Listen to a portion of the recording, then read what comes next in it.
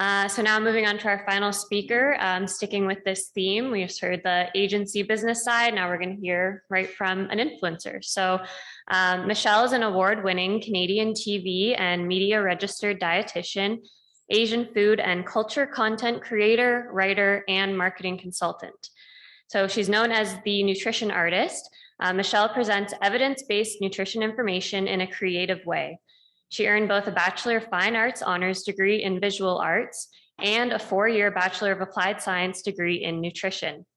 Michelle is a licensed registered dietitian with the College of Dietitians of Ontario. As a digital media content creator, Michelle provides education on decolonizing nutrition with an Asian and cultural food focus. Her creative skills of food photography and styling and video creation enrich her storytelling and her nutrition communications work. In March 2022, Michelle was named one of 10 dietitians making a difference by Today's Dietitian magazine. As a passionate past TEDx speaker and a nutrition workshop facilitator, Michelle's goal is always to ensure her audience leaves with greater nutrition knowledge and actionable tips for better health. Please welcome Michelle.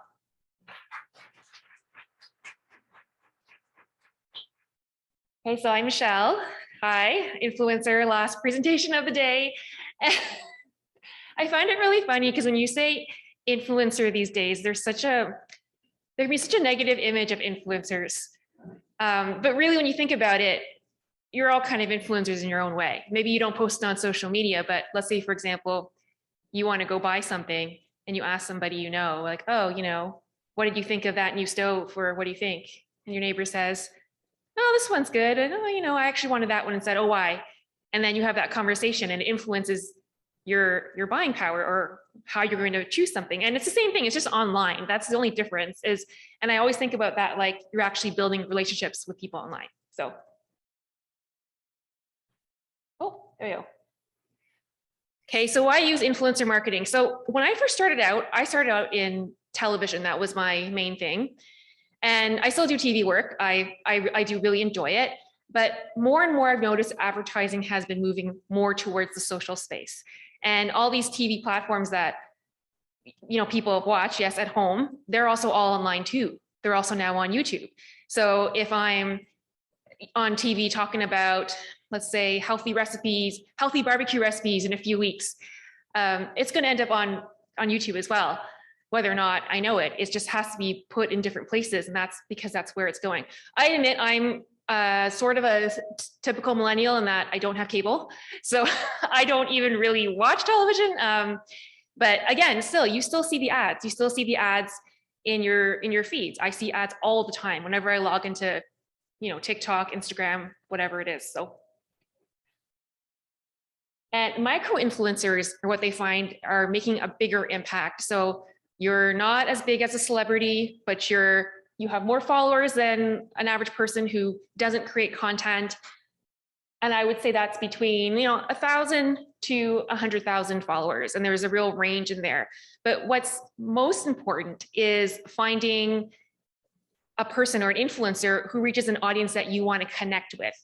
So in my case, I have a very diverse audience, and usually a more urban, suburban audience, and they are interested about food, they're interested in cultural food, they're interested about nutrition. Most of them also tend to be female. And that's where if you have a brand or you have something where you want to reach a more diverse audience, then that's more my niche. But everyone has their own audience. Everyone has their own particular one that they reach.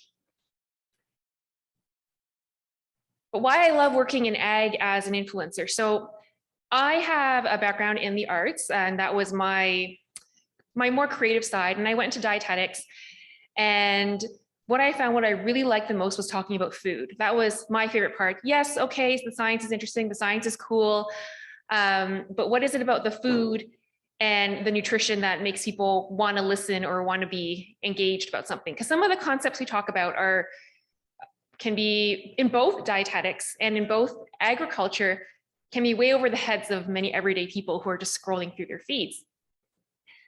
So I love working with so many passionate brands. There's so many brands out there that are very passionate about what they do. Sometimes it's really small brands and they're like, we have a product like this is a healthy bubble tea thing, which I love bubble tea, and they come to me because they're like, hey, we think your audience might be interested in this. I'm like, okay, let's talk about that. The other thing is the part where the brand messages and what they want to get across and like my story come together. That's where the magic happens, because I'm weaving in my story and I have an audience that trusts me with what I speak about, what I recommend. And being an influencer, a lot of the misconception is people think things like, oh, if we just pay you this amount of money, you're gonna go make this thing about whatever. But I'm always skeptical. I don't jump at the opportunity because I think to myself, okay, wait, will my audience like this? And if they don't like it, it doesn't align with my values, and I say, thank you, but no, thank you. It doesn't go with my values. And they're always very happy. They're always very nice about it. They're like, yeah, okay, we understand. So that's something really to keep in mind as well. And also when it comes to myth busting is I notice a lot of people have a lot of opinions about food, and we all eat, everyone eats, everyone's an expert on eating because you all eat. And what I found was when I was a dietetic intern a couple years back, and I was doing my pediatrics rotation. And I remember I had to go in to see a mom and her kid, and being the intern, my preceptor was like, okay, go in there and go counsel this family here. So I'm like, okay, yeah, great. Got my notebook in there, sit down, we're having a chat. And I'm talking to the mom, and she goes, my son is so smart. He learned in school not to eat GMOs. And so he watched for GMOs. I'm like, GMOs. I didn't know what that meant, but I didn't say that. So I was like, GMOs, write it down in my notebook, look it up later. I was like, oh, okay, that's interesting. And I didn't know that. And I realized there was a real gap in my education in nutrition science and biochemistry, and what people actually really want to know about how their food is processed, what happens to it, is it safe for me, is it healthy for me. And I remember after that, when we finished our consult meeting, I ran back to the office and I put GMO into Google, and Google just exploded with all these different answers. And I was like, I don't know where to look. I don't know what's the right thing. And he's learning that in school. Oh, okay. So then I started asking more questions. I got the opportunity to go on certain conferences where they were agriculture conferences, and they take you on a tour and talk about food, and this is how this is done. And I really liked how it was like, okay, there are no stupid questions.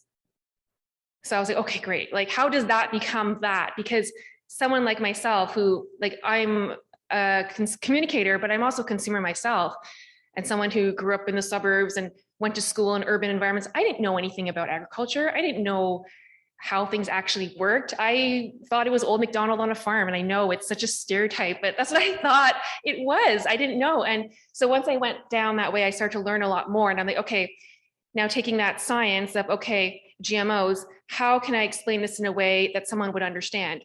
And when I put information out there, a lot of people are like, okay, that's really great information. I'm so happy that someone explained this to me. And of course, there's always people who would just disagree. And they'll always just say to me, I'm surprised someone who's a nutritionist would recommend we eat toxic things, toxic pesticides. I'm like, let me address that in a future video. That's how I try to manage it, because I still want to address concerns and I don't want to shut people down, but I don't want to go into the comments. Sometimes you don't want to go into comments. So what I expect from a sponsor. So I've worked with a lot of brands, and it's been really fun. It's been really interesting and exciting for me, and to get to work together. Sometimes it does help though when a brand has certain things they want. Like for example, a lot of them already have certain sets of goals that they want to reach. So these are key messages that we want to get across. This is what we want to say. Can you say it in a way, or we want you to say it? And I really like it when can you say it in a way that still sticks to the key messages, but also is still authentic to you? That's what we want. And I'll be like, yes, I can do that. And it takes work, because I don't want to sound like I'm reading off a script, or like we were talking earlier about podcasting, where sometimes people have all their notes written down, and you don't want to sound like you're reading off of something. How can I say it in my way where I don't take away from the actual message? Sometimes when there's certain campaigns that are timely, then timing is really important. So for example, earlier this year, I did something for Lunar New Year, and Lunar New Year this year was on February 1st. So of course we were talking months before then, and then January comes and it's like, go, go, go, go. I'm like, and I had to follow up a lot to be like, this date, this holiday starts on this day, so we have to get this all in. And then the agency's like, oh, yes, okay, we're on it. Okay, yeah, I just need those reminders, especially with in the case where, you want to work with me because I have an audience, a cultural audience that celebrates Lunar New Year. So we want to make sure we get all that stuff out before so that, there's some influence when they go out shopping, when they think about where they're going to buy their groceries for this big holiday where they're going to eat and buy a ton of food. So, and sometimes it is helpful if the brand, but not always, has some assets of their own, like some of their own. Sometimes when you're trying to explain something in agriculture, it's really hard to explain it, but you got to see it. So sometimes they have images, and I don't live close to a farm. I live in the suburbs. And I have nowhere near, I'm not going to go out to a farm to go and ask farmer, hey, like, can I just, watch what you do and take pictures? No, usually if they have some stuff like showing the process or what they do day to day, that's really helpful because then it helps me out too. So earlier, actually, I did a campaign with PEI mussels, and I didn't even know how it happened. Like, this is how it happened. That is really cool. It comes on the suspender ropes, and lo and behold, I had someone comment that said, I watched Seaspiracy. Does everyone know Seaspiracy? Has anyone heard of it or watched it? It's like Cowspiracy. And after I saw your thing, I think it's actually, I actually don't think I was avoiding seafood because I felt guilty, but now I think it's okay. And I was like, oh my gosh, yay. Like, I don't like to I'm like, oh yes, be professional and cool. But my head, I'm so happy because I'm just like, this is great because this is what I'm trying to do here. And documentaries are very powerful and they're very one-sided, always very one-sided.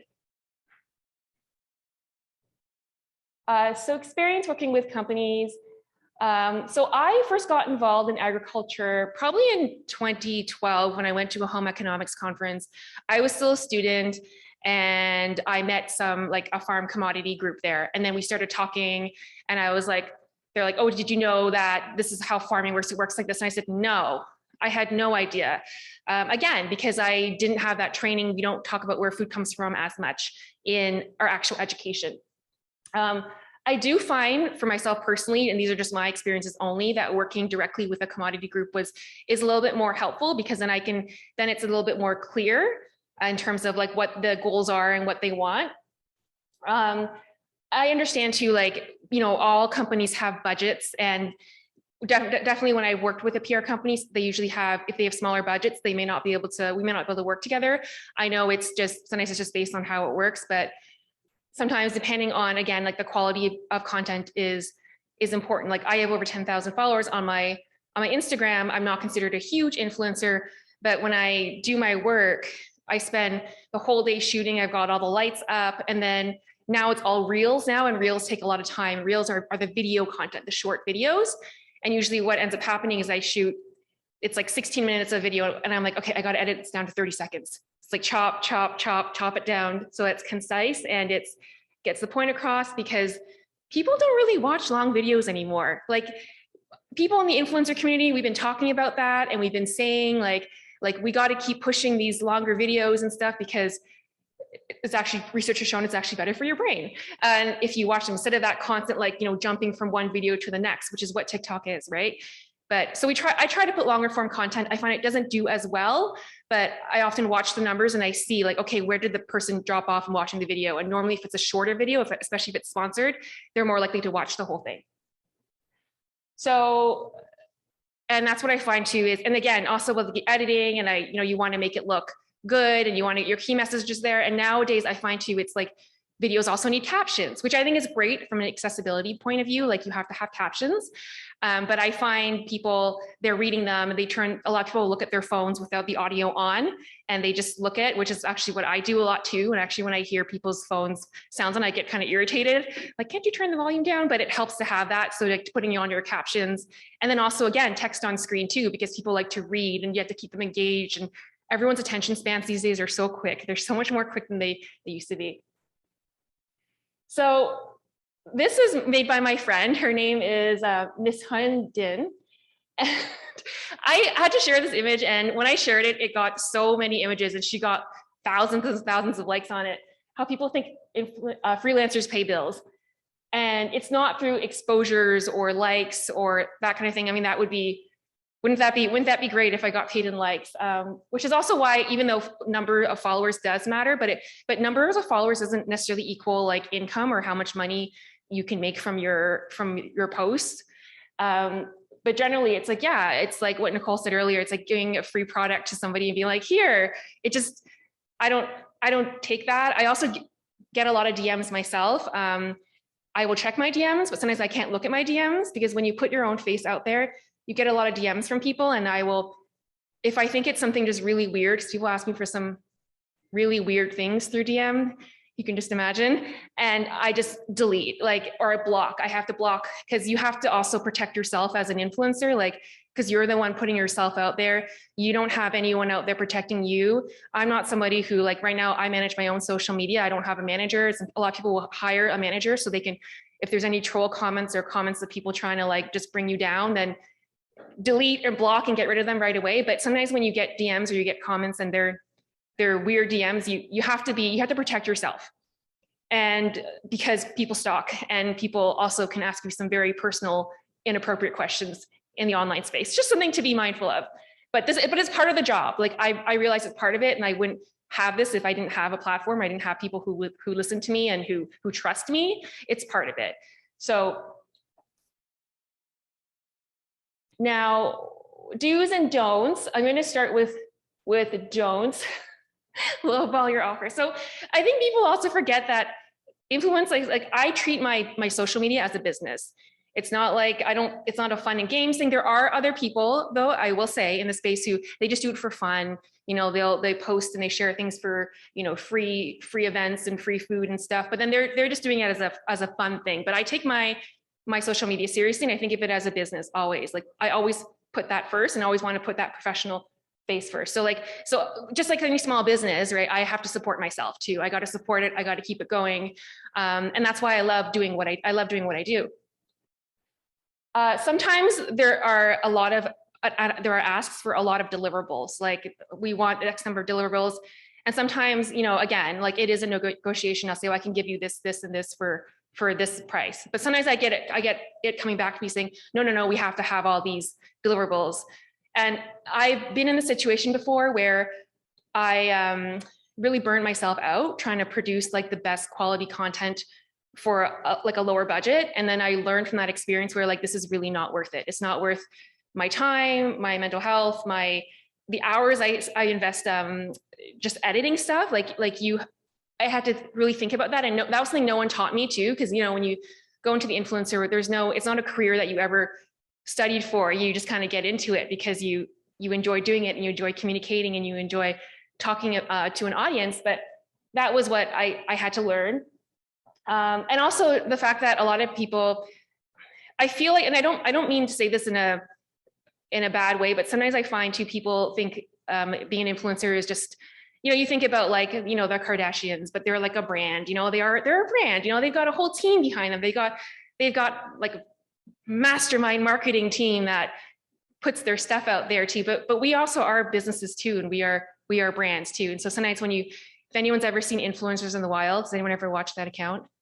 You got to check out Influencers in the Wild on Instagram. It's really funny, but whenever I see, they always show pictures of people doing like influencing, like, you know, and it's really funny when you watch somebody in front of a camera and they're dancing and they're doing something like, you know, it looks silly, but you know, there's an audience who's watching them. And from far away, you look over there and you think to yourself, oh, that's so funny. Look at her dancing or something. But I think like, yeah, like, you know what, she's reaching out an audience. She's telling a story in a way. And also like earlier, we discussed how a lot of the stuff amongst our table, we talked about how controversy in many ways, it helps with marketing. I don't mean controversy in like a bad way, but I mean, like, if you have an opinion on something, you're not afraid to share it. You know, sometimes when we're too neutral, and I feel this way too as a dietitian, because I have to be neutral in some cases, but I also have my opinions on things. And if you don't have an opinion, then it's like, what do you stand for, right? So you find that opinion and you stick with it. Yes, you're going to get pushback, and maybe some people are going to like what you're going to say, but it's part of it as well. But again too, also because having credentials behind my name and being regulated by a college, I'm also more mindful too, and I'm much more mindful about the types of partnerships that I have, because if I can't stand behind something, then I can't. Even if they say, hey, you know what, we'll pay you this one, I'll be like, no, thank you, but no thanks. So it's always good to set goals in terms of what you want to achieve. Like for some brands I've noticed, it is about, they look more at the quality of the content. They're about, are the key messages delivered well, like for television or on a social media campaign? Did we like the way that you said those messages? Are the visuals good? That sort of thing. And other ones really care more about numbers, where they say, okay, we're looking at, we want to get maybe like between 10 to 15,000 impressions if we can, it hits this many people. It all really depends, right? I find if I'm working with an agency, they care more about the numbers. But when I work directly with a client, I find they are more like, they care more about the quality of the work, and they tend to be more like, okay. And when I go back for feedback and say, hey, how did this go? Usually it's like, okay, we like this was good. But they may not be as concerned about numbers and like the data. But I like the data. The data tells you a lot. So comments are also, I find if there's meaningful comments, sometimes ones that generate a dialogue, those are the best kinds of comments that you can get. So sometimes people say, oh, you changed my mind about this, or, oh, I never thought of it that way before, or I'm going to go check that out. Like those are always very meaningful to have, because it shows that they're not just looking at me as like, oh, this is just a person on a video. They're actually listening to what I have to say, especially if it's something that's referred to, that's something I said in the video, that they watched the video. I'm like, okay, great. Like that came across, and that's helpful. And it helps with the engagement too. And then I always ask for feedback. I constantly ask for feedback all the time with clients. I say, how did this go? What do you think? Did you want to change? Is there anything you would change? And usually that helps me to make things better. And it also helps me to generate more ideas when moving forward with a campaign or a plan. Sometimes I'll have clients say, hey, we're going with this campaign right now. We think you'd fit really well. And other times I'll go to them and say, I have this idea for this upcoming campaign. And for this, is especially for things like cultural things, like this month is Asian Heritage Month. So I have a lot of Asian Heritage Month content that I'm putting out there. For Lunar New Year, I had a lot of content around that time too. So it really depends. And then March is Nutrition Month. So it's like, hey, we have all these opportunities to work together. However, brands may not necessarily know that, because that's not necessarily in their world. It might be more in the world of like my followers and my expertise and the people that I talk to through my social media accounts.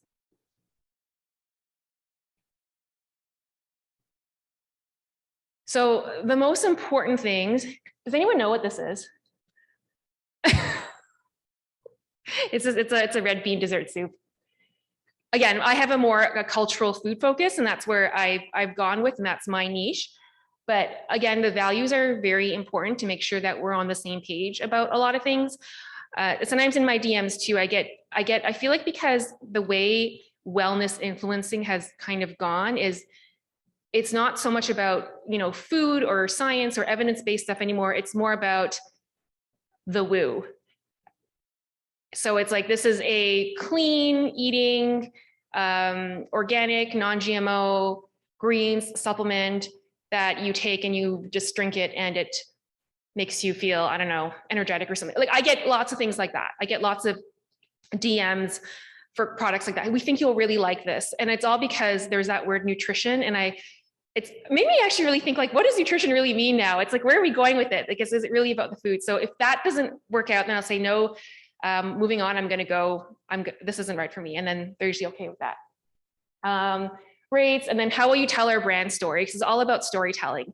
So in the agriculture space, one thing I've seen happen a lot more now is telling stories and having the opportunity to tell the stories of people who work in ag. So of farmers, like that they're people too. Is that sometimes we think too, because again, urban people and suburban people like myself, we're so far removed from agriculture, we don't really know about it. But hey, you know what? This farm is also a family-owned farm. Again, they're also a business. It's like owning, I think back to like, it's like an immigrant owned like restaurant or a convenience store or launch. Like it's very similar to those things. And I think about how I'm communicating it to my audience, how they can understand it. It's not like, because there's always that concept of big ag that comes up a lot in some of my comments and some of my just feedback I get. Or if I say something and it's it's paid, it's like, or it's paid, or even if it's not, or even it's just something that people disagree with, there's a lot of, oh, you're a shill. It's like, no, it doesn't work that way. You get a lot of that too in the influencer space, or who's paying you to say this? It's like, nobody, me. So, and any creative ideas too. Again, like, so when the two ideas come together from like my ideas, like, and in terms of the audience that I work with and stories that I can tell, and then what they have, and then we can kind of come together to create this story. And it always works too when there's some kind of learning. Like my type of content is like learning content. So it's like, let's make a recipe, let's cook this meal that is culturally inclusive, that's also healthy-ish, that also tells a story of agriculture, that ties in that part, because we tend to go, there's farm to food, and sometimes it's like farm and, or sometimes it feels like those two things are very separated. That's what I mean to say. I don't know if this will work. Let's see if this works. Okay. Okay.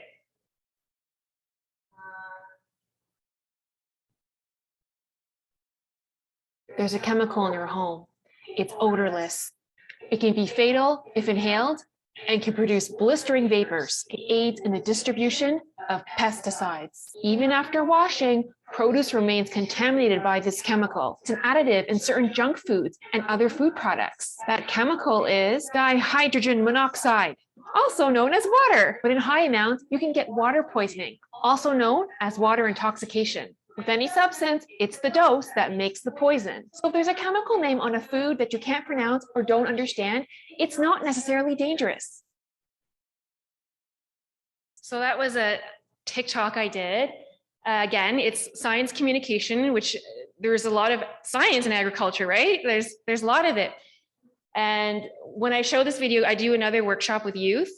They're always like, whoa, you know, like, it's water, and they always get very excited about it. And they're like, but water is supposed to be good for you. And then we have a conversation about it. And it's the whole idea of in chemistry and in food, when it comes to pesticides, it's the dose that makes the poison, right? Too much water can be bad for you. And so this is, again, I don't know, 30 seconds, I think, second video, taking that information and communicating it in a way that engages people and that people understand. That's also fun.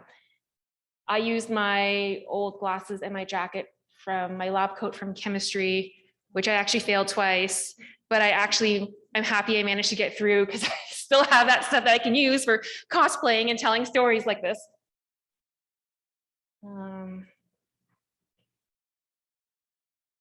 Oh, so these are some of the things that I did. Do people know the story of golden rice? Yeah, okay, so I did a series on golden rice. And some of the comments on that were interesting too. They thought putting turmeric in rice was golden rice. I said, no, that's something else. That's yellow rice, and that is golden rice, but that's not what I mean. And that's when I realized there was, again, a gap in the agricultural knowledge with what people think golden rice is. Like, you know, we don't need that, miss.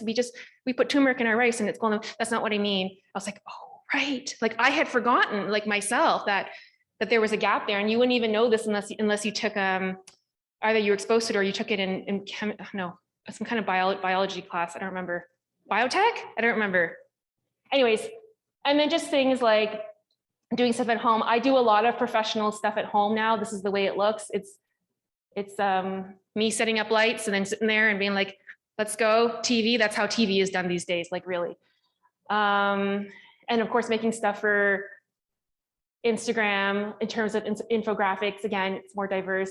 But I also do other stuff too. I also do TV and I also do writing. So, and bit of recipe development. So those are things that I do too. But again, there's that fun part of it. There's the influencer part, but it's like where food and agriculture kind of meets science and nutrition, and then what's best for the consumer. That's how I think of it that way. So that's if you want to get in touch with me or you want to follow me on any of my channels. And if you have any questions for me, you can ask me. So, whoa. Oh, there's supposed to be one more that said questions, but oh well. Okay.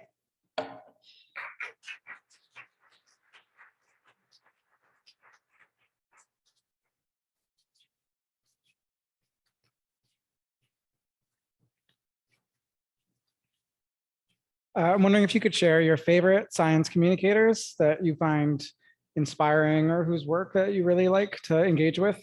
I love Science Sam.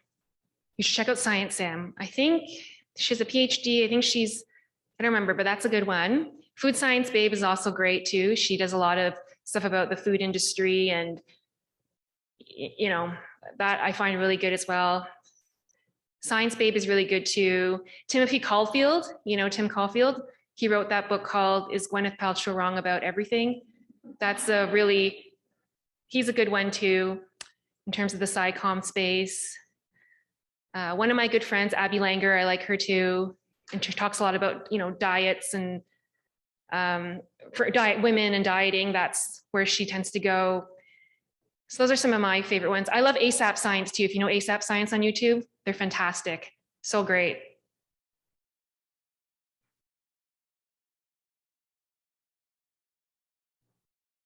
I'll jump in here. So there was a question from online from Robert about when to engage with maybe some negative feedback. You touched on it a little bit, especially with your DMs, but maybe do you want to elaborate a little bit more on that piece of it that Nicole also touched on? Yeah, so usually when I get a comment sometimes it really just is people who are misinformed and they just don't know. So I usually will reply with a thank you for your comment. I usually am, again, it's not good to get defensive. And sometimes I try to figure out whether or not they're already decided on their answer. Like some people are already like, they're set on, their mind is already made. They already know. Like I do a lot of content also about Asian food and MSG. And I recently had somebody, at first I thought it was supposed to be a conversation, but then the person started going like, I never thought I would see MSG and nutritionists in the same sentence. You should be recommending that. And it just got all like, whatever. And then started going into all my videos, and then started going into like really personal stuff, like saying my mom has cancer and it was caused by glyphosate and MSG. And I was like, I know where this is going. And then they just wanted to take out anger on somebody. And so that person got blocked because I was like, I can't engage with that. Other times too, when I get someone who says, I'm not sure about this, I always try to buy organic, but I can't afford it. And usually if it's a quick thing, I'd be like, well, you know what? It's up to you. You're the consumer, but I can tell you this, the other stuff is safe, but it's up to you. Like I always kind of put it back to them. Like it's what you want to spend your money. That's fine. Sometimes I will say, if I want to address the topic later on in a future video, then I'll say, stay tuned. I'm going to address this in a later video. And they usually feel very like, oh, great. She's taking what I'm saying and my question seriously, that she's going to reply to that. And then I think, great, this is also a way I can get ideas to make videos for the future. And when I make those videos, I think, okay, this is what I want to get across. These are my key messages. And I know they're going to be, I already can predict, I already know the types of questions I can get or comments that I can get. And then sometimes too, again, I do also refer to certain evidence-based sites. And like we talked about, government sites are not always the sites that people want to go to. But this is this information. If you're interested in learning more, then by all means. And sometimes they'll be like, they don't say anything. Other times too, they're just being weird.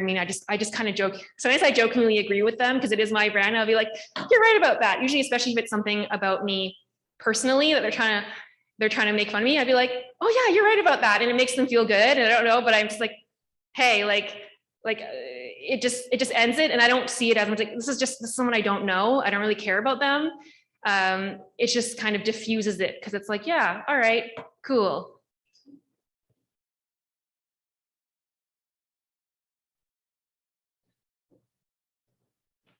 I agree with you. Sometimes you just can't win. Some people are just there just to have a fight. Yeah. So it doesn't matter what you say. So I guess if people are just looking for advice about how do you deal with the haters, for me, it's you sort of thank them for taking the time to write in. You kind of reply politely, but never defensively. And then to be honest, we don't have time to be going back and back and back. So you just kind of shut it down. And then if they come back again, like maybe it's one more thing, but then that's it. Because, well, from a brand point of view, like you just can't invest hours replying to someone who either doesn't want to get it or just wants to pick a fight, right? And you can just leave it there. And a lot of people will see what you've done and they'll be like, that's reasonable. Like you're not always going to be perfect and convert everyone to what you want, what your point of view is. So you just have to accept you're not going to win everybody over. But if you do it professionally, you can just let it be transparent and leave it. If someone's really unreasonable or just attacking you personally, I mean, honestly, you can almost leave that too. And anyone who looks at it's like, wow, they're a jerk.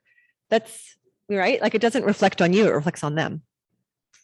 Yeah, so thank you for that, Nicole. Sometimes like on TikTok, I find people can be very vocal, but sometimes I just leave the comment and then my other commenters will go in and we'll go and correct that person, or and I'm just like, okay, like, it's out of my hands, it's, other people will see it. It's such a waste of time. So I just leave it.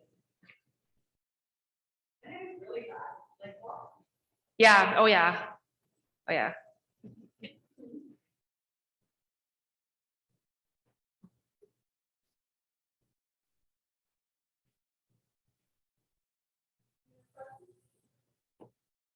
Just a quick question. Have you ever dealt with a brand who wanted to work with you, but wanted to work with you exclusively, or at least wanted to block you from working with other brands, or block you from talking about other subjects as part of the contract? And how do you feel about that if you have? Yes, that happens. Sometimes they want an exclusivity. They want, okay, well, you're working with us for this. We don't want you to work with, our competitors or whatever, because it's a conflict of interest. And there usually is a fee for exclusivity, because then you're saying that I have to say no to this other work. And like, what's the time period? Is it, again, it's like, let's say, for example, I went on TV and I talked about this thing, and then I'm doing a couple social posts too. And like, when is the contract over where I can work with the other brands? Like, okay, maybe is it 1 month after? Is it 4 weeks after? Is it 2 months? Is it 3 months? Like, what is the time frame? And then we kind of figure that out. So yeah, no, that does happen.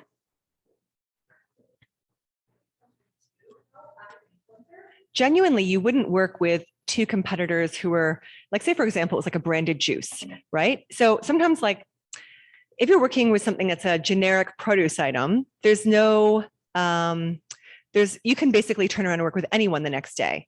But sort of with authenticity, you're not going to be like, oh, I love this juice. This is the best juice ever. And then tomorrow talk about another juice.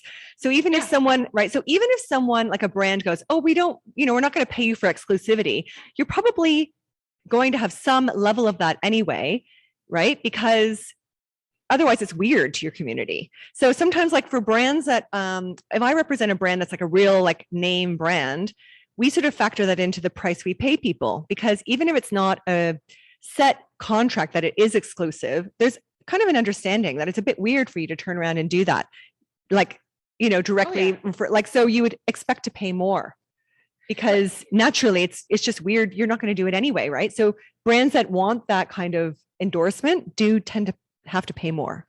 So for me, that's something that is important to me, where I care a lot about my brand. And so, I mean, if I don't think I'm going to, like, I can't turn around and go and talk about like a competitor brand the next day, especially if it's not something that I can do. So like, I have to think about it, and it's actually a lot of planning on my part to be like, how are we gonna do this so that it doesn't, there aren't any conflicts of interest. And that's something that we discuss as well too. I always talk about that with clients for sure. I guess in that same vein, do you have to be careful if you're like advertising for Pepsi? If you go out with friends, you probably can't be seen with a bottle of Coke in person, or, and like, obviously that's a bad example, but do you have to be careful of that? I mean, use Pepsi as an example. That's a funny one. No, I mean, it's not really like, that's a hard one. I mean, I think you always have to keep the brands in mind that you're working with. Like, you're thinking about probably like athletes, it's like, oh, you're with Nike, you can't be like seen with whatever brand. So you always got to keep that in mind too. But with some brands, I have like an agreement where it's like, you always try and keep their best interest in mind, if whatever that means, and it's kind of a gray area, but you kind of like, I see it like, I use my own discretion and my own professionalism. Like, okay, where is this gonna go? Like, can I maintain those boundaries? Like, even in dietetics, we have something called the dorm principle, where we think about disclosure and all these things, and how are we going to maintain a professional boundary? And that's what I go with too. And it's using a lot of my own personal and professional judgment. But that's a good question.